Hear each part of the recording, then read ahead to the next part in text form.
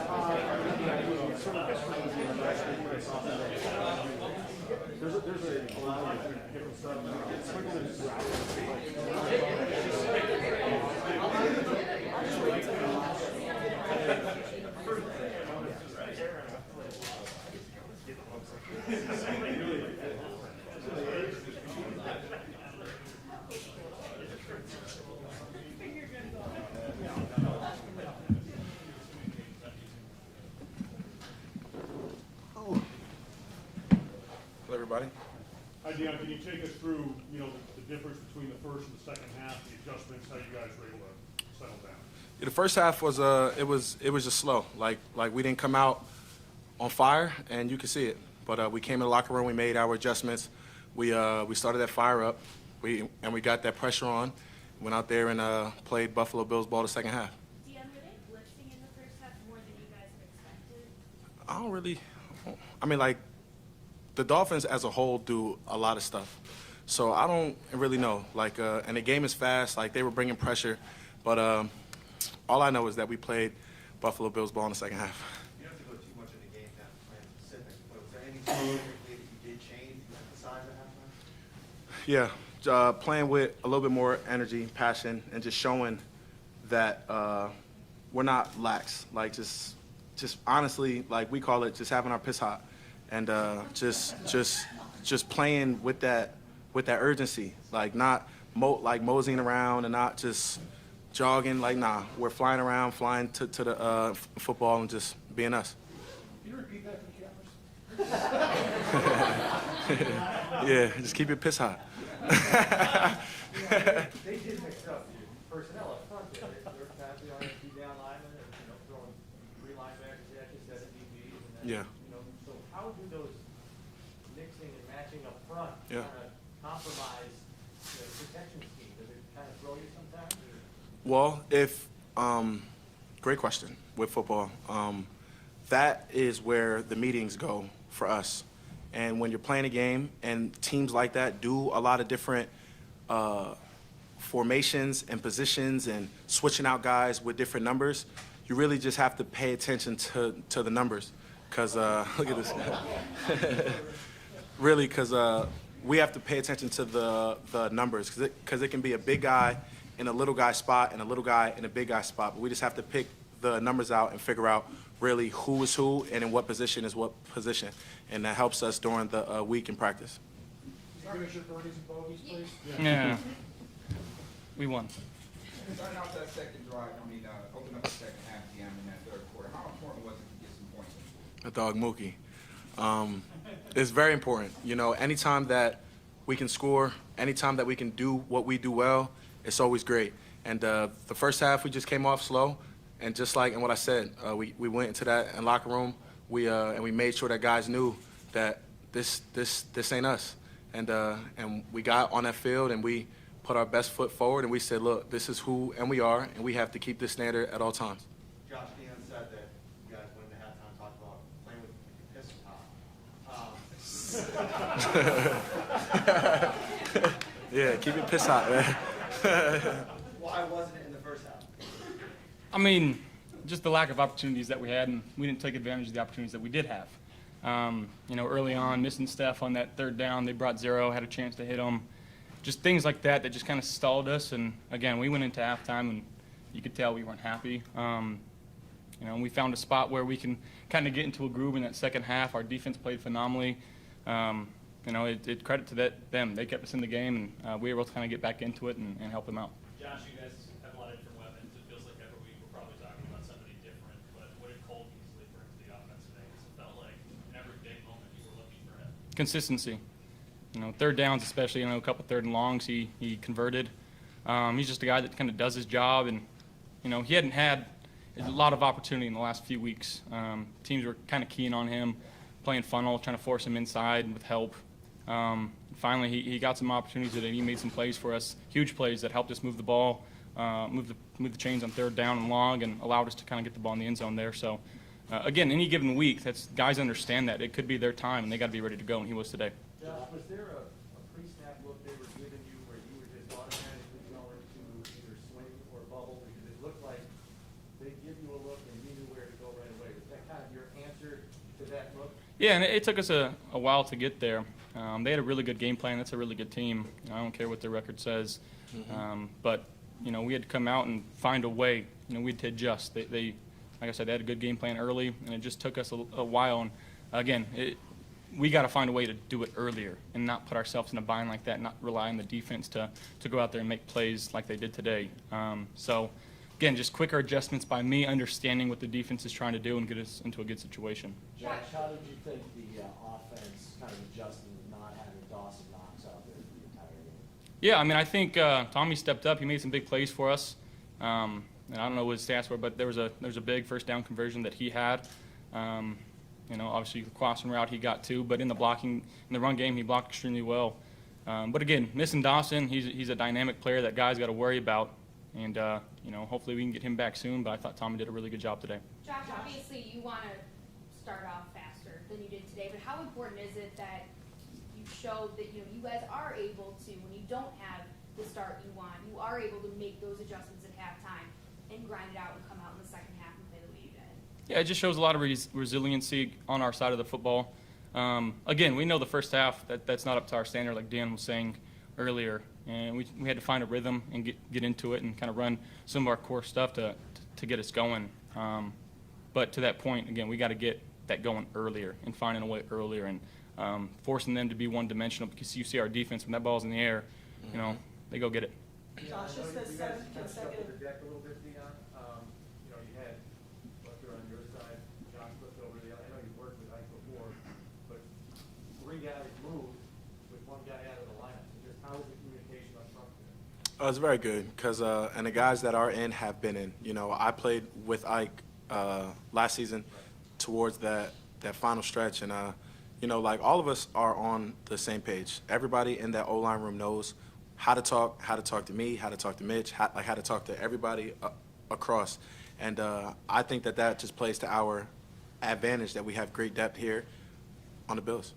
Josh, how much did Jake Kummero's recovery in the end zone on that punt kind of light your fire on offense? That was a huge play, obviously. You know, we don't want to do that. You know, and again, Coombs just one of those guys that is as consistent as anyone on the team. He does what he's asked to do. He doesn't complain. He comes in and, you know, he'll catch a pass or he'll go in there and get his nose dirty in the box. So, you know, players like that are just consistent, always in the right spot, tend to make those plays, and you know that's what we saw there today. Josh, Go ahead, Ashley. Josh, thank you. Josh, it's the 7th consecutive win against the Dolphins. What's the significance of that for you? I mean, it's just we're 5-2. You know, that's all we're trying to do. We're not. I said this in the press conference after the game. We're not trying to be the best team in the league every Sunday. We're trying to be the best team on the field that we're on every Sunday. So we got to find a way, and we did. Early on, I know I'm wearing the Phil Mickelson costume. He had a chance to talk to us early on in this year, and he talked about finding kind of like your zen, finding that where you're calm. And early on, I've known this for a long time. I don't play good when I'm pissed off and frustrated, and I think maybe that was kind of causing some issues early on. And to that second half, just trying to find that inner peace where I can just kind of go out there and relax, and that's what we did, and we did well. Josh, pretty emotional towards the end of that second half. Seemed pretty fired up. You talked about not playing well, pissed off. Emotional there just from frustrations in the first half, or? Yeah, I think so. But again, division games, they're tough. You know, beating a team twice in a season is extremely hard to do, and I'm super proud of this team for handling it the way we did, especially coming off a bye and the loss to the Titans.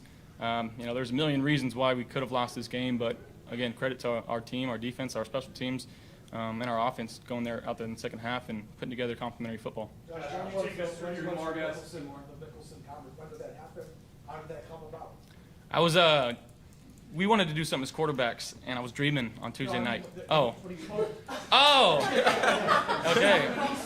Well, I had a dream that we were dressed in, you know, professional golfers outfits, and what better guy than Phil, you know? But that was in the or training camp. He got to talk to us. It was right after he won actually the PGA, and he was right there with his trophy in the golf cart. He was on the golf course, and it took about 30 minutes to talk to the team. It was really cool. Josh, how much, I mean, you talked about how he helped you find, like, I think you called it your zen or whatever it was. Like, can you kind of expand on the impression that maybe left on you and some of your teammates when a guy like that at his age accomplishes what he did and is able to convey whatever it was? Yeah, I think it's just self-knowledge, understanding who you are. I know I don't play well when I'm frustrated, and again, hearing that from, you know, a Hall of Fame golfer, one of the best of all time, to say that type of thing that resonated well with me, because that's exactly kind of how I feel too. So, yeah, it helped me today, and you know, hopefully that'll help me in the future too. So yeah, last one. Yeah, Josh, can you just take us through your 2 touchdown passes in the second half of the game and then Stephon? Yeah, you know, Gabe found a way to get open. Again, they brought pressure there, just try to make a I escaped, and he was just standing there. It was pretty easy. And then the one to Steph, we had a little post or slant route, whatever you want to call it. Again, they brought 0, and I just knew that I just had to buy enough time to get the ball off, and he was going to go win for me, and he did. Thank you, guys.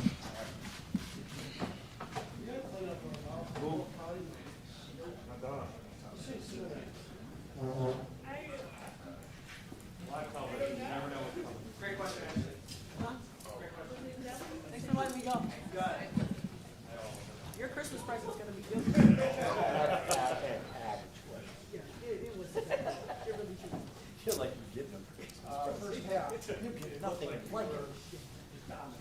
You were all over the place. That as good as you felt about the way you played, maybe ever with the Bills. Man, you know what?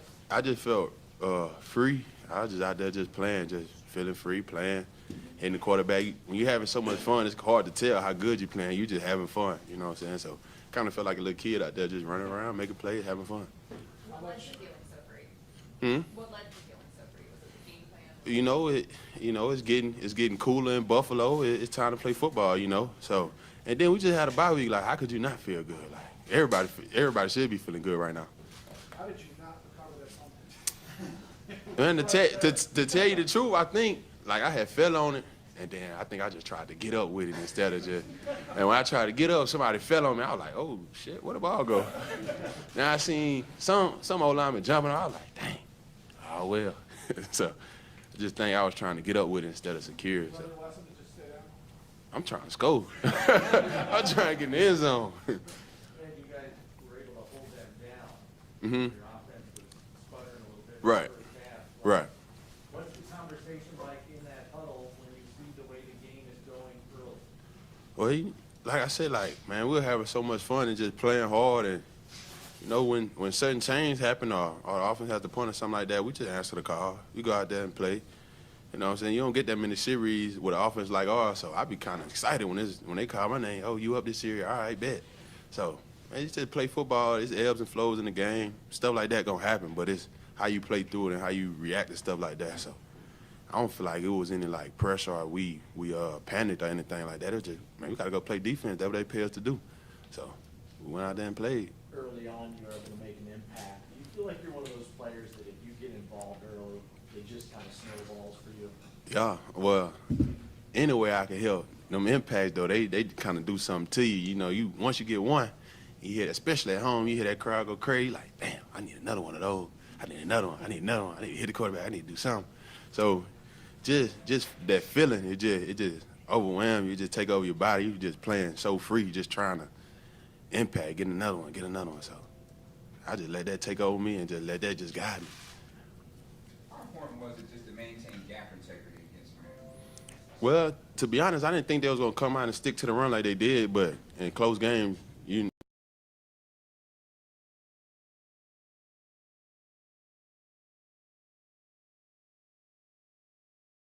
keep knocking it out, and when they open up a little bit, you see they had to throw the ball. You see what happened. And did you let Jerry know that he's offside? Oh yeah, Jerry owed me some money. I forgot. Yeah, Jerry definitely owed me some money. It's all good. I'm gonna get it out of him. But what? On shit, I would have been number one. A long way coming. I didn't hit the quarterback so many times. I ain't got no sacks. So Jerry owed me something. He got to do something. Take us out to eat. Something. Do something. Hey, Ed, Kevin Chief, Challenge Community News. Last couple of weeks, man, you've been balling out, man. I mean, what's opening the gaps for you, man? You was hitting it today. Just playing free. You playing free. I don't know what else to say. Just playing free. I just go out there and let them have it. Shit. All right, man, keep it up. Yes, sir. Thanks, guys.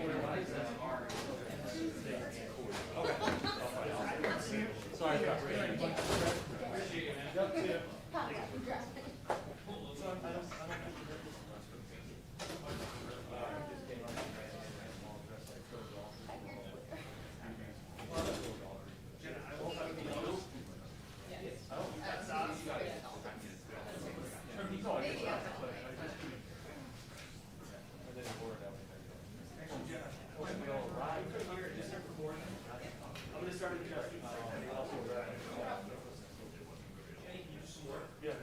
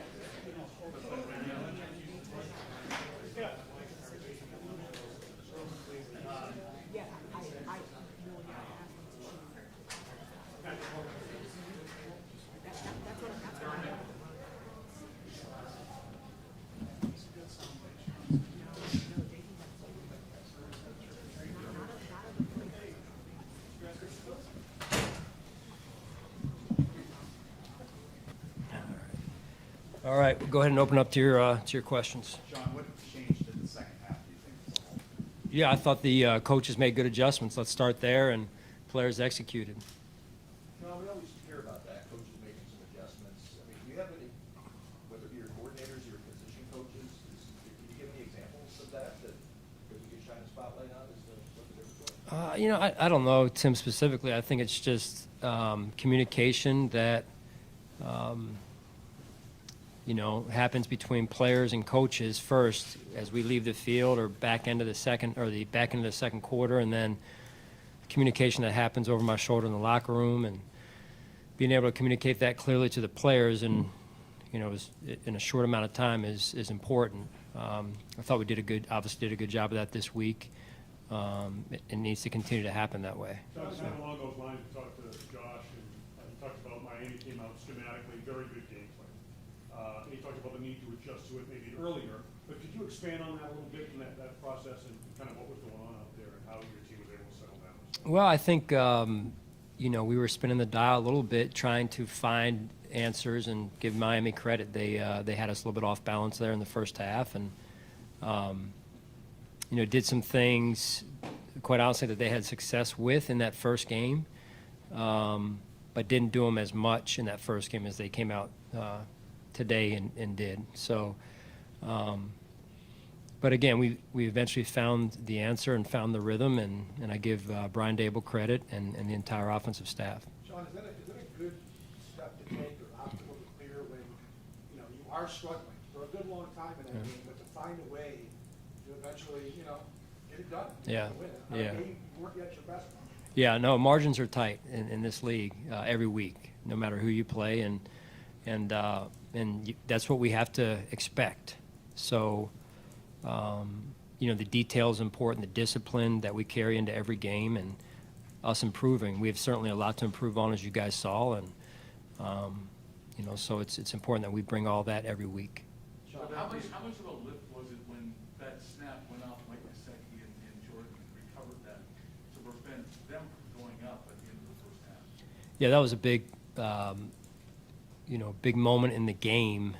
I don't know if that determined the outcome necessarily, but it was a good momentum shift and a good stop by our defense. So, yeah, that's a situation even a couple of plays before that we've got to do a better job with, and we'll continue to work in that area. Sean, you said that you know, it's not ideal with Spencer being out, like having to move some pieces around. You obviously had to shuffle some things, 3 different spots. How did you feel like, you know, all those people that were playing your spots performed this game? Yeah, I just think overall, I like how they stayed resilient through the game. I thought Miami was doing a good job at the line of scrimmage against us in the first half, but our guys stuck with it, and they kept playing, and that was good to see. Sean, you're talking about Colby's game, and just how much easier is it to make those adjustments when you have so many different playmakers to choose from? You know, Diggs and Sanders aren't working today. Just turn to number 11, he made the big plays. Yeah, he made huge plays. I think the one third down in particular in the fourth quarter over the middle there, you know, just getting open, line, good protection, and then Josh made a great throw over the middle. I can't remember what, I think it was the second to last drive maybe, 3rd and long. So it was good to see, really good to see. So he's a good football player for a reason, good feel, and Josh knows how to find him. So. John, you're without Dawson tonight. What did you lose not having him in the lineup, and what did you gain with Tommy Sweeney and Gabriel Davis stepping up and contributing? Yeah, you never want to be without a guy like Dawson. It is good to see. I thought Tommy made some big time plays for us in key moments of the game, fourth quarter specifically. So, you know, you give Tommy a chance, he's going to make the catch, and he did in the situation. So it was good to see. John, I know it's hard for you to talk about turning points of the game and all, but it seemed like there was one particular segment when it did turn when